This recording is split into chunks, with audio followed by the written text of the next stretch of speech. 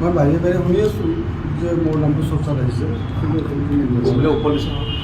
দ্বিতীয় কথাটো হ'ল মই বৰ্তমান বঙাইগাঁও সমষ্টিৰ বিধায়ক হৈ আছোঁ আৰু বঙাইগাঁও সমষ্টিৰ ৰাইজে বিচাৰিছে যে মই বিধায়ক হৈ থকাটোৱেই বিচাৰিছে, তাৰমানে পাৰ্লিয়ামেণ্টত যোৱাটো বঙাইগাঁও সমষ্টিৰ ৰাইজে বিচৰা নাই। মই আৰু এই কথাটো এইটোও ক'ব লাগিব যে অকল বঙাইগাঁও সমষ্টিৰেই নহয়, বৰপেটা লোকসভা সমষ্টিৰে যথেষ্ট সংখ্যক লোকে মই তাৰমানে সাংসদ হৈ যোৱাটো বা সাংসদ হৈ যোৱাটো নহয়, নিৰ্বাচনত প্ৰতিদ্বন্দ্বিতা কৰাটো বিচৰা নাই।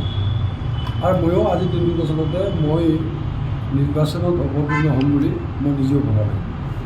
মই সেইটো আপোনালোকক ক'লোঁ। আৰু মই আগতে এদিন কৈছিলোঁ যে মই সমষ্টিবাসী ৰাইজৰ লগত কথা পাতিব লাগিব আৰু দলৰ নেতৃত্বৰ লগতো মই কথা পাতিব লাগিব। দলৰ নেতৃত্বৰ কথা পতাৰ পিছতহে মোৰ সন্মতি অসন্মতিৰ কথাটো মই কিয় মই খেলিব খোজা নাই, কিয় মই ইয়াৰ MLA হৈ থাকিব বিচাৰিছোঁ, এই কথাখিনি মই দলৰ নেতৃত্বক ক'ম। আৰু দলৰ নেতৃত্বক কোৱাৰ পিছত মই ভাবোঁ যে দলৰ নেতৃত্বে মোৰ কথাখিনি তেওঁলোকে উপলব্ধি কৰিব আৰু তেওঁলোকে নিশ্চয় এটা স্থিৰ। এতিয়ালৈকে আলোচনা হোৱা নাই নেকি দলৰ লগত? আলোচনা মিলিত নোহোৱাকৈ যদি পাৰ্থক্য মোৰ পাৰ্থক্য যদি ঘোষণা কৰে, মই তেতিয়া ভাবিম যে যোৱা ৩৮টা বছৰ যদি মই অসম গণ পৰিষদ দলৰ এজন সৈনিক হিচাপে কাম কৰিছোঁ, মোৰ তাৰমানে যিটো মই দলৰ পৰা ৰেছপন্স পাব লাগে, সেই ৰেছপন্স নাপাওঁ বুলি মই ভাবিব লাগে।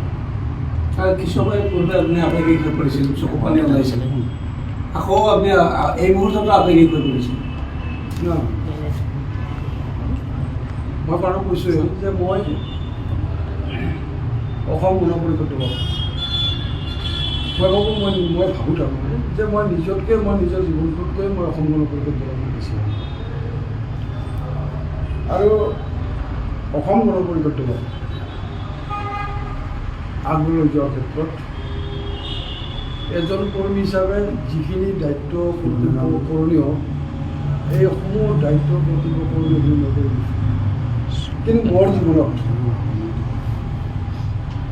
মোৰ এটাই তাৰমানে ব্যৰ্থতা, মোৰ জীৱনত মই দলৰ কাৰণে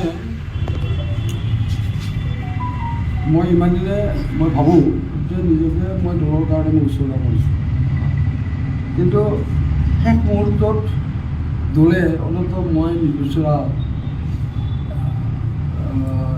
কথা এটাত দলে নিশ্চয় তাৰমানে মোক বাধ্য নকৰাব, এইটো মোৰ বিশ্বাস এটা আছে। আপুনি আশাবাদী সেইটোক লৈ? সেইটো বুলি লৈ মই আশাবাদী। আমাৰ দলৰ নেতৃত্বই আজি অসম গণ পৰিষদ নলবাৰী জিলা সমিতিৰ সভাপতি সম্পাদক, আমাৰ মোৰ সভাপতি আনন্দ ৰাজবংশী আৰু আমাৰ সম্পাদক দুগৰাকী আমাক নিমন্ত্ৰণ কৰিছে। এই আগন্তুক যি লোকসভা নিৰ্বাচন হ'ব, বৰপেটা লোকসভা সমষ্টিটো যিহেতু অসম গণ পৰিষদ দলক মিত্ৰজোঁটৰ প্ৰাৰ্থী হিচাপে প্ৰক্ষেপ কৰাৰ সিদ্ধান্ত গ্ৰহণ কৰিছে আৰু প্ৰাৰ্থী বাছনি কৰা সম্পৰ্কত আমাৰ কিবা চইচ আছে নেকি, আমাৰ কিবা কমেণ্ট আছে নেকি, এই সম্পৰ্কত আলোচনা কৰাৰ কাৰণে আজি আমন্ত্ৰণ কৰিছে। আৰু সেইমতে আমাৰ পৰ্যবেক্ষক, আমাৰ কেন্দ্ৰীয় নেতা শ্ৰীযুত বীৰেন্দ্ৰ প্ৰসাদ বৈশ্য ডাঙৰীয়া, শ্ৰীযুত কমলা কলিতা ডাঙৰীয়া, শ্ৰীযুত ধৰ্মেন্দ্ৰ কলিতা ডাঙৰীয়া, এখেতসকলে আমাৰ কিছু কথা সুধিছে, আমি তেনেকৈ কথাবিলাকৰ উত্তৰ দিছোঁ। জানে যে আমাৰ মিত্ৰজোঁটে বৰপেটা লোকসভা সমষ্টিটো অসম গণ পৰিষদৰ প্ৰতিদ্বন্দ্বিতাৰ কাৰণে এৰি দিছে।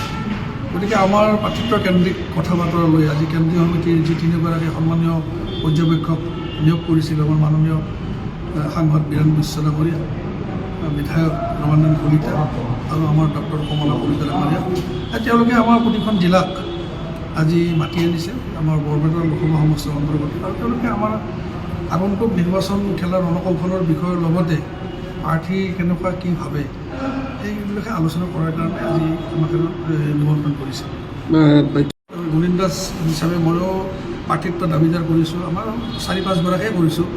আমি দলক কৈছোঁ যে আপোনালোকে সিদ্ধান্ত এটা লওক, লৈ এজন যোগ্য ব্যক্তিক, যিগৰাকী আগন্তুক লোকসভা নিৰ্বাচনত কংগ্ৰেছৰ জোঁটক পৰাভূত কৰিব পাৰি, আমাৰ ভাৰতৰ প্ৰধানমন্ত্ৰী নৰেন্দ্ৰ মোদীক শক্তিশালী কৰিব পৰা যায়।